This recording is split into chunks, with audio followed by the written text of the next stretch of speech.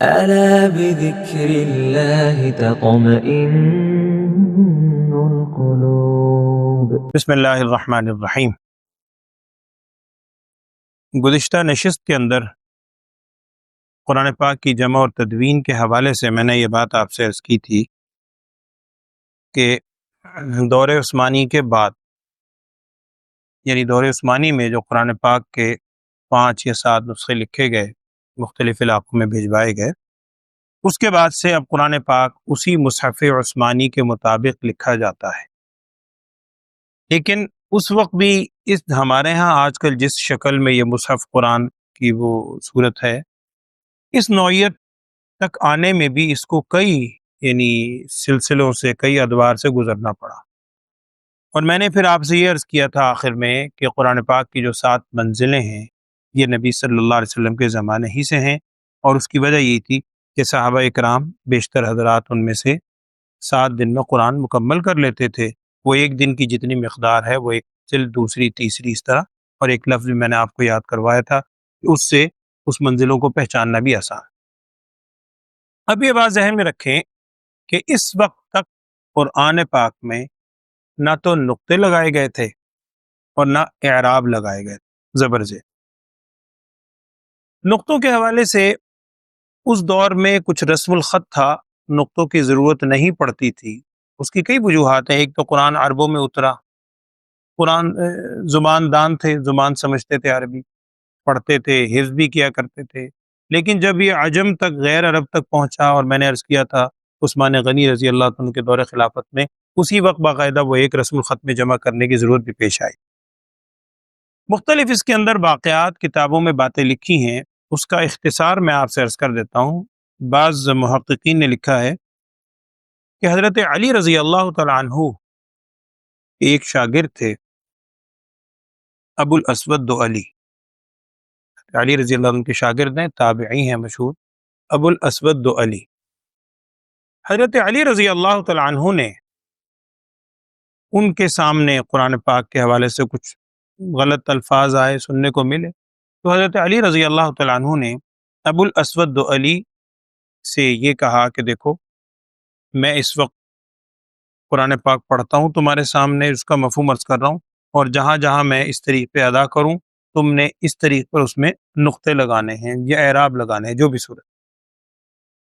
تو اعراب بعد میں لگے، نقطوں کے حوالے سے شروع کے اندر نقطے لگائے گئے۔ اور اس سے پہلے بعض حضرات کہتے ہیں کہ حضرت علی رضی اللہ تعالیٰ عنہ کے حوالے سے واقع بھی کتابوں میں لکھا ہے اعراب کے بارے میں، کہ یہ قرآن پاک کی ایک آیت ہے سورہ توبہ کے اندر، سورہ توبہ کی دوسری آیت میں الفاظ ہیں ان اللہ بریء من المشرکین ورسولہ۔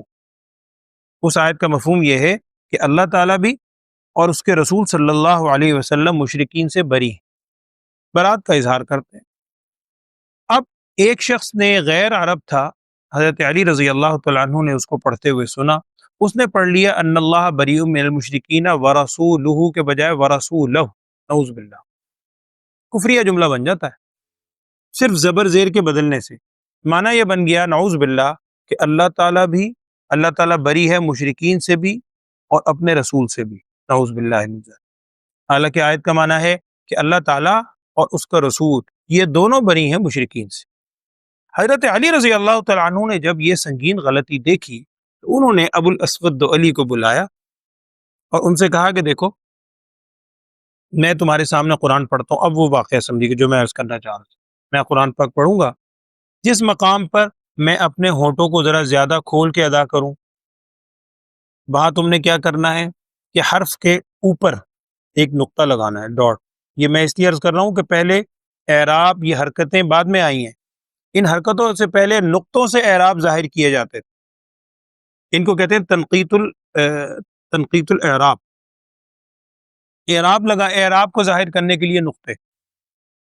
حضرت علی رضی اللہ عنہ نے فرمایا کہ جہاں میں منہ کو کھولتے ہوئے زیادہ ظاہر کروں، جیسے الحمد زبر ہے، وہاں تم حرف کے اوپر ایک نقطہ لگانا۔ جہاں میں ہونٹوں کو ذرا پست کروں، وہاں حرف کے نیچے نقطہ لگانا۔ اور جہاں ادائیگی کے وقت میں ہونٹوں کو گولائی کی شکل میں لے آؤں، الحمد جیسے، تو وہاں تم اس حرف کے آگے ایک نقطہ لگانا۔ تو یہ نقطے ڈاٹ لگائے گئے اعراب کو ظاہر کرنے کے لیے پہلے، اور اس دور میں جب یہ نقطے لگائے گئے تو یہ نقطے لگائے گئے تھے سرخ رنگ سے۔ کتابوں میں لکھا ہے، تاریخ کی باتیں کوئی قرآن و حدیث تو نہیں، تاریخ میں لکھا ہے، واللہ عالم صحیح ہے یا نہیں، تاریخ میں یہ بات لکھی ہے کہ نقطوں سے اعراب ظاہر کیا گیا۔ اوپر زبر کی جگہ، زبر تو بعد میں آیا، زبر کی جگہ اوپر ایک نقطہ، اس کا مطلب ہے زبر، نیچے نقطہ ہو زیر، حرف کے آگے ہو اس کا مطلب ہے پیش، نقطہ ایک ہی ہے، وہی اوپر نیچے اور آگے، اعراب ظاہر ہوگا۔ اسی وجہ سے بعض حضرات لکھتے ہیں یہ جو حرکت کو حرکت کہتے ہیں، اعراب کو حرکت کہتے ہیں نا، زبر زیر پیش کو حرکت کہتے ہیں، حرکت کہنے کی وجہ یہ ہے کہ یہ ہونٹوں کی حرکت سے اس کی نشاندہی ہوئی تھی۔ اگر ہونٹوں کی حرکت اوپر کی طرف ہو تو اس کا مطلب ہے زبر ہے، نیچے کی طرف پست کر کے ادا ہو تو اس کا مطلب زیر ہے، گولائی کی شکل میں ہو تو آگے پیش ہے، اس کا مطلب ہے، تو اس لیے اس کو حرکت بھی کہہ دیتے ہیں کہ ہونٹوں کی حرکت سے یہ چیز واضح ہوئی۔ خیر یہ نقطے لگا دیے، سوری اعراب ہیں یہ، نقطے نہیں ہیں، لیکن نقطوں سے ان اعراب کو ظاہر کر دیا۔ ابو الاسود دؤلی، اس کے بعد حجاج بن یوسف کا دور بھی وہی ہے، اس کے فوراً بعد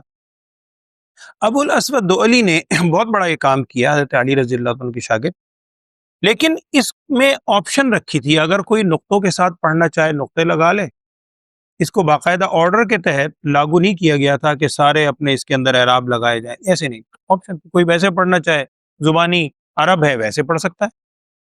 حجاج بن یوسف کے بارے میں یہ ہے کہ انہوں نے باقاعدہ، کیونکہ گورنر تھے، اللہ تعالیٰ کی طرف سے اللہ جس سے کام لے، ولید بن مروان کا غالباً نام آتا ہے، انہوں نے حجاج بن یوسف کو باقاعدہ حکم دیا کہ بھئی تم یہ کام کرو، اس کا ظلم تو ہمیں بڑا مشہور ہے لیکن اللہ کام لے لے۔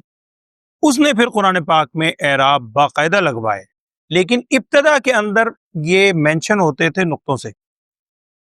یہ اوپر نیچے آگے نقطہ لگوایا، لیکن باقاعدہ پورے قرآن پاک پر اہتمام کے ساتھ پورے نقطے لگوا کے اس قرآن کو رائج کروایا۔ میں پھر کہہ رہا ہوں یہ نقطے، لفظ نقطہ بول رہا ہوں لیکن مراد اس سے اعراب ہے۔ اب اس کے بعد خلیل نامی ایک شخص ہیں، علم نحو کے بہت بڑا مجید بھی ہیں، بہت بڑا کام اللہ نے ان سے لیا ہے، خلیل نامی ہستی ہے، فراہیدی غالباً نام، مجھے اس وقت ذہن میں نہیں آ رہا پورا۔ انہوں نے پھر یہ کام اللہ تعالیٰ نے ان سے لیا، انہوں نے باقاعدہ اب جو اعراب ہم بناتے ہیں نا زبر زیر پیش کی شکل میں، اس صورت کے اندر انہوں نے لگائے۔ اچھا اس سے پہلے یہ ہوا، ایک تو اعراب ظاہر ہوئے نقطوں کی شکل میں، اوپر ایک نقطہ زبر، نیچے ایک نقطہ اور آگے، اس کے بعد باقاعدہ ڈاٹ بھی لگا دیے گئے تھے، حجاج بن یوسف نے لگائے یا بعد میں کس نے، یہ اس کے بارے میں کوئی کنفرم بات نہیں۔ اچھا اصل نقطے بھی لگ گئے